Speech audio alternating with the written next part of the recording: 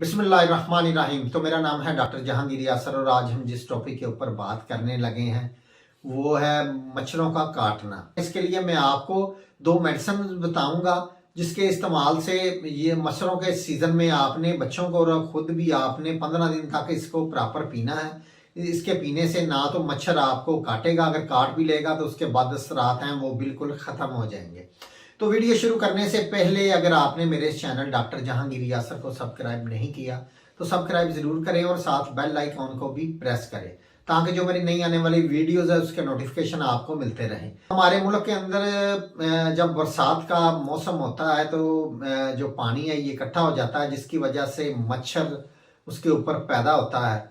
इसके साथ साथ साफ पानी के ऊपर डेंगू मच्छर भी पैदा होता है। तो ये मच्छर का सीजन आ जाता है, चाहे वो डेंगू का हो या दूसरा मच्छर हो जिससे मलेरिया पैदा होता है। इससे बचाव के लिए आपने जो कुछ एहतियाती तदाबीर करनी है कि आपने अपने घर की साफ सफाई करनी है, अपने पास कूड़े के ढेर नहीं लगने देने, अपने घर में स्प्रे करवाना है। टब जो पानी का है ये नहीं आपने भरा हुआ रखना, लोटे में पानी की एहतियात करनी है, लोटा भी आपका खाली होना चाहिए। फ्रिज का डिब्बा, गमलों के अंदर पानी ना हो, घर में किसी जगह पानी रुका उसे फौरन आप बहाएं।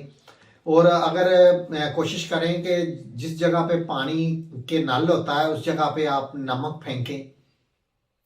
तो बच्चों को आप पूरी आस्तीन वाले अपने कपड़े पहनाने हैं, खुद भी आस्तीन वाले कपड़े जो हैं ये पहनाएं। ज़्यादातर जो मच्छर है ये पाँव पे काटता है तो सॉक्स का इस्तेमाल करें, बंद जूतों का इस्तेमाल करें और शाम को 5 बजे से लेकर 7 बजे तक बच्चों को बाहर ना जाने दें। और सुबह इसी तरह ही जो तुलुए आफ्ताब का जो टाइम होता है तो 2 घंटे तक बच्चों को ज़रा एहतियात करें।